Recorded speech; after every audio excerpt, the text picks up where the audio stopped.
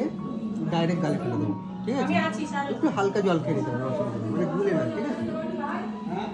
কি ভাবছো জিভ বার করে কেন বসে আছি? সাজাতে গিয়ে না সাজাতে পেরে আমাকে ডাক্তার দেখাতে হলো অবশেষে। মানে আমার হাতে আর কিচ্ছু করার ছিল না, আমি একদমই সাজাতে পারছিলাম না। দেখো বসে বসে প্রথমে ট্রাই করছিলাম পাশে মুড়ি জল রাখা, মানে শরীরটা এতটাই খারাপ হয়ে গিয়েছিল। পুরো দিনটায় কি হয়েছিল না হয়েছিল, কেন এরকম হলো তোমাদের সাথে শেয়ার করব। তার সাথে সৌমিনীর রিসেপশন লুকও থাকবে, অবশ্যই দেখে জানিও তোমাদের কেমন লাগলো লুকটা।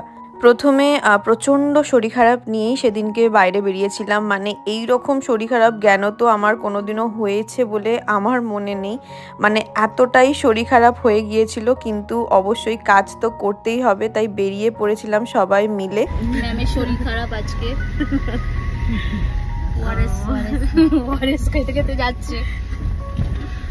প্রফেশনাল মেকআপ আর্টিস্ট এই কথাটা যেরকম বলি সেরকম কাজটা কিন্তু ততটাই কঠিন থাকে, কারণ যতই শরীর খারাপ হোক কাজে কিন্তু আমাদের বেরোতেই হবে।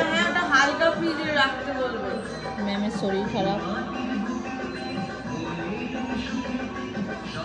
হাই সৌমিনী, আগের দিনের মেকআপ কেমন স্টে করেছিল? খুবই ভালো স্টে করেছিল, গলাটা একটু খারাপ, শুনতে হয়তো পাওয়া যাচ্ছে না, কিন্তু খুব ভালো। তারপরের দিন অবধি স্টে করেছিল। আমি এখানে এসে মেকআপ তুলেছি।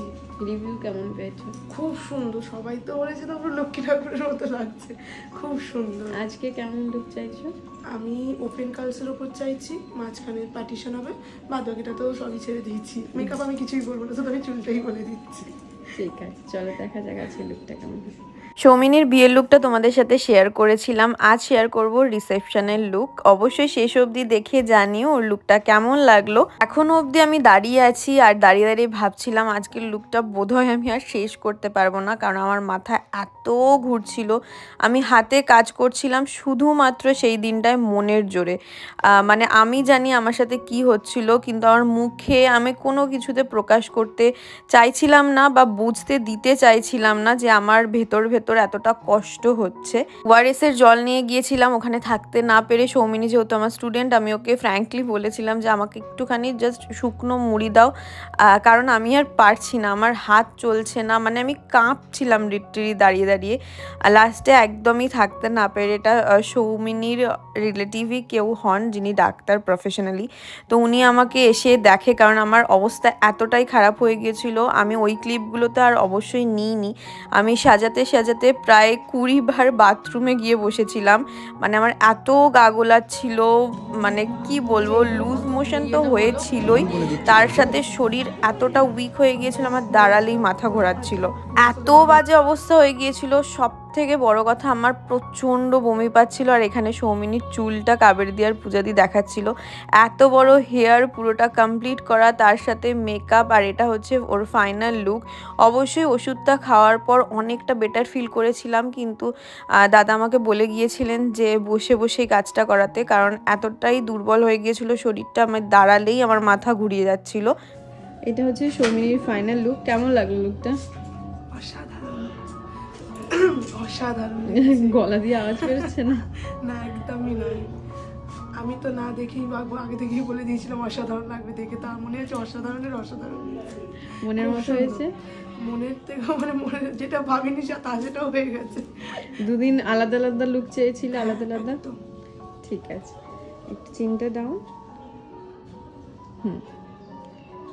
ঠিক আছে।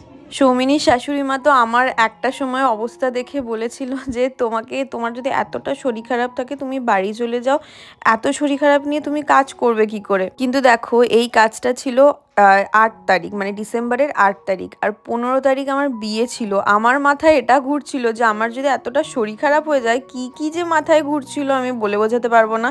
আমি ভাবছিলাম আমাকে না হসপিটালে ভর্তি হয়ে যেতে হয়, মানে আমার এত শরীর খারাপ লাগছিল, তাহলে আমার বিয়েটার কি হবে। মানে ওখানে আমি কাঁদবো না আমি কি করব আমি বুঝতে পারছিলাম না, ওর হেয়ারে হাত দিতে পারছিলাম না, কিচ্ছু করতে পারছিলাম না। আমার শুধু মনে হচ্ছিল আমি বাথরুমে গিয়ে বসে থাকি, মানে এত বমি পাচ্ছিল, বমি হচ্ছিল না কিন্তু শুধু আমার গাটা গোলাচ্ছিল, কারণ আমি সারাদিন তার আগের দিন থেকে কিছু খাইনি, বমিটা হবে কোথা থেকে। কিন্তু এত এত শরীরটা অসুস্থ ছিল, আমি বাথরুমে গিয়ে জাস্ট বসেছিলাম। দেন ওষুধটা খাওয়ানোর পর দেখো পরপর এত কটা পার্টি মেকআপও ছিল, যেগুলো অবশ্যই কাবেরী দিয়ে এবং পূজা দিয়ে কমপ্লিট করেছে। তোমরা অনেকেই জিজ্ঞাসা করো পার্টি মেকআপ হয় কিনা ব্রাইডের সাথে, অবশ্যই হয়, যেটা আমাদের অ্যাসিস্ট্যান্টরা করে থাকে। আর এটা হচ্ছে সৌমিনীর ননদ, যে আমাকে অনেক সাহায্য করেছে, মানে আমি ওকে যা যা বলেছি আমাকে এনে দিয়েছে, এবং তারপরেও অনেক ভালোবাসা পেয়েছি ওদের থেকে। ওই দিনটা ওদের সাপোর্ট না থাকলে সত্যি আমি হয়তো কাজটা করে বাড়ি ফিরতে পারতাম না। দেন সবাইকে কমপ্লিট করে সৌমিনী এবং ওর ননদ আমাকে অনেক করে বলেছিল ভেন্যুতে যেতে। সেদিনকে অবশ্যই আমি কিছু খেতে পারিনি, কিন্তু তাও আমি একটা কাবাব খেয়ে এসেছি শুধুমাত্র ননদের রিকোয়েস্টে। আমি ওদের থেকে প্রচুর সাপোর্ট পেয়েছি। সত্যি ক্লায়েন্টদের থেকে এইরকম ভালোবাসা না পেলে, শরীর খারাপ দেখো মানুষ মাত্র হতেই পারে, এগুলো তো জেনে শুনে কেউ করে না বা হয় না, কিন্তু অনেক সময় ক্লায়েন্টদের থেকে ব্যবহারটা এমন থাকে যে শরীর খারাপটা দ্বিগুণ হয়ে যায়। কিন্তু আমার এই ক্লায়েন্টের মতো যদি ব্যবহার থাকে, শরীর খারাপ অবশ্যই ঠিক হতে বাধ্য। এবং ওদের প্রত্যেকের কাছ থেকে আমি সেদিন প্রচুর সাপোর্ট পেয়েছি, প্রচুর ভালোবাসা পেয়েছি, মানে সঙ্গে সঙ্গে ওষুধ এনে দেওয়া থেকে শুরু করে সমস্ত কিছু। আচ্ছা, তোমরা যারা আমাদের নেক্সট ক্লাসে জয়েন করতে চাইছো, অবশ্যই 29শে জানুয়ারি থেকে আমাদের নেক্সট ক্লাস স্টার্ট হচ্ছে। তোমরা যারা যারা চাইছো আমাদের নেক্সট ক্লাসে জয়েন করে নিতে পারো। হাতে টাইম কিন্তু খুবই কম আছে। তোমরা যারা চাইছো আমার কাছে শিখতে, তারা অবশ্যই এই ক্লাসটা জয়েন করে নিতে পারো। অফিসিয়াল নাম্বার 7439617798, এই নাম্বারে কল বা হোয়াটসঅ্যাপ করে নিতে পারো এবং নিজেদের সিটটা বুকিং করে নিতে পারো। এবং আমাদের নেক্সট নেলের ক্লাস স্টার্ট হচ্ছে 4 ফেব্রুয়ারি থেকে। যারা চাইছো অবশ্যই যোগাযোগ করে নিজেদের সিটটা বুকিং করে নিতে পারো। আর এখানে দেখো আমি প্রচুর ভালোবাসার মানুষদের সাথে দেখা হয়েছে।